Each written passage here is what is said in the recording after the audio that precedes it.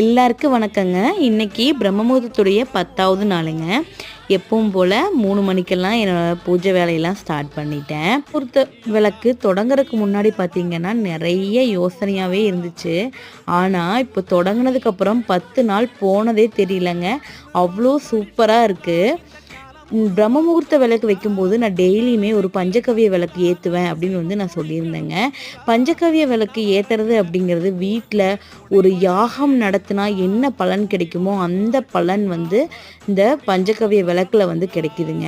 Normal டேஸில் பார்த்திங்கன்னா செவ்வாய் வெள்ளி 2 நாளுமே பஞ்சகவ்ய விளக்கு ஏற்றி நான் வழிபாடு பண்ணுவேன். பஞ்சகவ்ய விளக்கு ஏற்றும் போது வெறுமனே கீழே வச்சு ஏற்றாமல் கீழே ஒரு அகலோ இல்லை ஒரு தட்டோ வச்சு ஏற்றணும்.